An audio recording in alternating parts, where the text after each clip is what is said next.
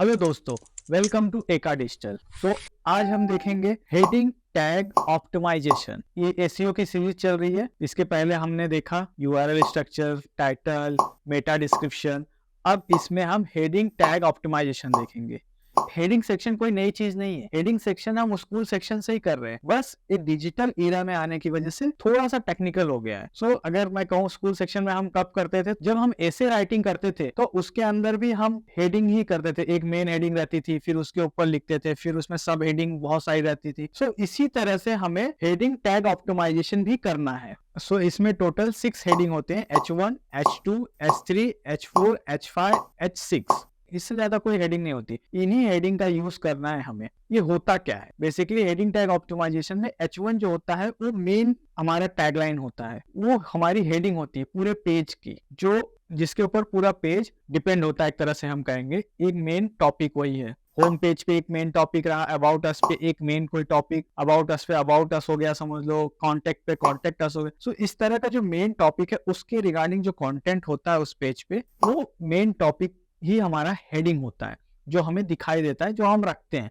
इसे H1 कहते हैं। अब हम देखेंगे हेडिंग ऑप्टिमाइजेशन में किन किन बातों का हमें ध्यान रखना है। सो फर्स्ट है use descriptive and relative heading. इसमें क्या होता है, ensure that each heading accurately reflect the content of the section in introduce. जो भी हेडिंग रहेगा वो बहुत ही प्रॉपर वे में एक्यूरेटली हमें रिफ्लेक्ट होना चाहिए, दिखाई देना चाहिए, प्रॉपर सेक्शन होना चाहिए उसका कि हाँ ये हेडिंग का सेक्शन है। और उसमें इनरिलेवेंट हमें कीवर्ड स्टफिंग नहीं करनी है। अगर हमारा कोई प्रोडक्ट है या हमारा कोई सर्विस है, जैसे अगर लेट सपोज हम कोई पेन बेच रहे हैं, तो हमें बेस्ट पेन, जैसे हमने लिखा बॉल पेन फॉर स्टूडेंट, एक हमारा हेडिंग हो गया। तो इस हेडिंग में ऐसा नहीं बार बार हमें कीवर्ड स्टफिंग नहीं करना है। मैंने ऑलरेडी बता दिया कीवर्ड स्टफिंग क्या होता है। नहीं, नेक्स्ट देखेंगे मेंटेन लॉजिकल हायरार्की। अब ये क्या होता है लॉजिकल हायरार्की? जैसे मैंने बताया था ऐसे हम लिखते थे, तो फर्स्ट पार्ट लिखेंगे, सेकंड पार्ट लिखेंगे, थर्ड पार्ट। तो इसी तरह हमें लॉजिकल हायरार्की मैच करनी है कि पहले H1 कंपलसरी है, H1 पहले आना चाहिए, उसके बाद हमें उसे H2, H3 and so on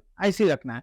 ऐसा नहीं कि पहले H1 किया फिर H3 कर दिया, ऐसा नहीं करना है, क्योंकि H1 के बाद H2 ही आता है। तो हमें इस बात को फोकस रखना है कि सीक्वेंस नहीं बिगड़ना चाहिए हमारा। नेक्स्ट पॉइंट है इंक्लूड कीवर्ड स्ट्रेटेजिकली। जो भी हम कीवर्ड डालेंगे उसे हमें बहुत स्ट्रेटेजिक वे में रखना है। कीवर्ड रहेगा उसमें इंपॉर्टेंट सिग्नल क्या दे रहे हैं हम, उसके सिग्निफिकेंस क्या है सर्च इंजन से रिलेटेड, कि ये सारे जो फैक्टर होते हैं वो हमारी H1 के लिए बहुत इंपॉर्टेंट है। तो जो भी हम H1 रखेंगे हेडिंग, उसमें हमें ये सब चीजों का ध्यान रखना है कि वो एसईओ से रिलेटेड कैसा है, वो सर्चेबल है या नहीं है, उसे लोग टाइप करते हैं, उसे सर्च करते हैं या नहीं करते, ये सब हमें देखना है। Next point, keep it conscious. Keep it conscious means अब हमें जो भी हम हेडलाइन हेडिंग रखेंगे वो अप टू द पॉइंट होना चाहिए, मतलब क्रिप्स होना चाहिए, एकदम क्रक होना चाहिए इस चीज का। ऐसा नहीं कि बहुत बड़ा लिख दिया हमने हेडिंग, हमें एकदम पॉइंट टू पॉइंट लिखना है उसको। नेक्स्ट पॉइंट है make it readable for user. Focus रखना है कि जो भी हेडिंग रखेंगे आप वो इजिली रीडेबल हो यूजर को। कोई भी आपकी वेबसाइट पर विजिट कर रहा है तो उसे हेडिंग दिखे, ऐसा नहीं कि कहीं छोटा सा लिख दिया आपने या उसका फॉन्ट वगैरह कुछ आगे पीछे किया आपने। सो ऐसा नहीं, परफेक्ट होना चाहिए जो यूजर के लिए अच्छा हो, क्योंकि हम यूजर पे फोकस करेंगे तो गूगल हमारी वेबसाइट को रैंक करेगा, क्योंकि गूगल भी यूजर को ही फोकस करता है। So end of the story अगर मैं कहूँ तो आज के समय, आज के क्या बहुत पहले से ही यूजर यानी कंज्यूमर वही राजा है। सो गूगल भी उसी चीज पे फोकस करता है। नेक्स्ट पॉइंट है कंसिस्टेंसी अक्रॉस पेज। अब कंसिस्टेंसी कैसा, कंसिस्टेंसी अक्रॉस पेज। सो इसमें कैसा होता है कि हमें हर पेज पे, चाहे होम हो, अबाउट अस हो, कॉन्टेक्ट अस हो, कोई भी पेज हो, उस पे हमें हेडिंग मेंटेन रखनी। हर पेज पे उसकी एक हेडिंग होनी चाहिए। ये हमें फोकस रखना है, इस चीज को ध्यान देना है कि ऐसा ना हो कि हमने जो होम पेज पे हेडिंग रखा है वही हमने अबाउट अस पे रख दिया, वही हमने सर्विस पे भी रख दिया। सो ये बहुत ही नेगेटिव हो जाएगा हमारी वेबसाइट के लिए। सो ये ध्यान रखना है कि हर पेज का उसका एक हेडिंग हो। नेक्स्ट पॉइंट है रिस्पॉन्सिव डिजाइन। सो ये हमें फोकस रखना है जो भी हम डिजाइन करेंगे, मोबाइल फ्रेंडली हो, लैपटॉप फ्रेंडली हो, टैब फ्रेंडली हो, आईफोन फ्रेंडली हो, मतलब जो भी हम अपनी वेबसाइट को डिजाइन करेंगे वो सब फॉर्मेट में इजिली हर डिवाइस में इजिली वो रिप्रेजेंट हो सके। ऐसा ना हो कि उसकी हेडलाइन उसमें दिखी नहीं रही है या हमने कुछ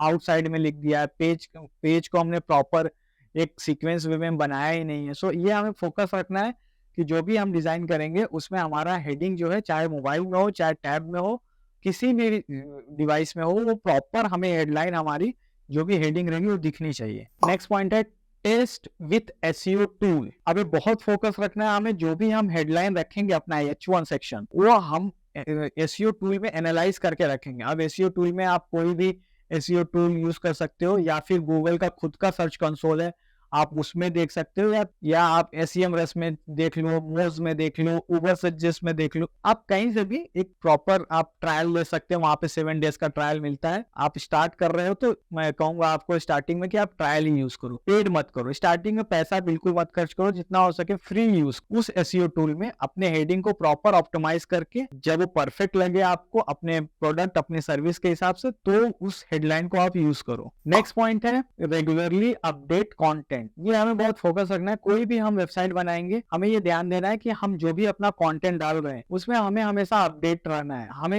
ये नहीं कि हमने एक बार वेबसाइट बना दी, एक बार हेडिंग रख दी तो बस वही रहना चाहिए। जो भी हम ब्लॉग्स रखेंगे, हमें जब ब्लॉग्स लिखेंगे तो एवरी टाइम न्यू लिखते हैं, तो जो भी ब्लॉग हम पोस्ट करेंगे उसमें हेडलाइन प्रॉपर रहे, ये फोकस रखना है। ये नहीं कि हमने वेबसाइट बना दी तो ब्लॉग्स कैसे भी लिखेंगे, नहीं, हमें हर पेज को प्रॉपर हेडिंग देनी है H1 H2 H3।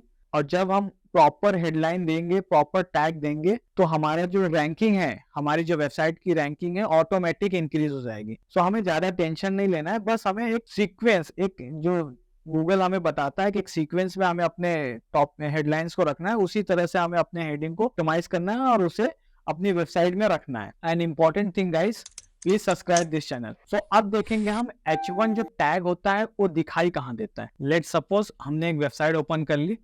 सो अब इस होम सेक्शन में जाएंगे और कंट्रोल U प्रेस करेंगे और उसके बाद कंट्रोल F प्रेस करेंगे और शिफ्ट दबा के क्लोज एरो H1 और इंटर करेंगे। सो आप देख पा रहे होंगे यहाँ पे H1, एक बार मैं जूम कर देता हूँ, आप ये H1 देख पा रहे होंगे। सो यहाँ पे इनका ये हेडलाइन है अबाउट। इसी तरह से हम अबाउट अस पेज पे आ जाएंगे। अब इस पे देख लेते हैं same, control U control S H1। सो आप देख रहे होंगे यहाँ H1 है। हर पेज पे हमें एक H1 रखना है और उसके बाद ही हमें H2 H3 H4 रखना है एज अ सीक्वेंस। सो ये था हमारा हेडिंग टैग ऑप्टिमाइजेशन। वीडियो अच्छी लगी हो तो बस सब्सक्राइब करो आप। Thank you.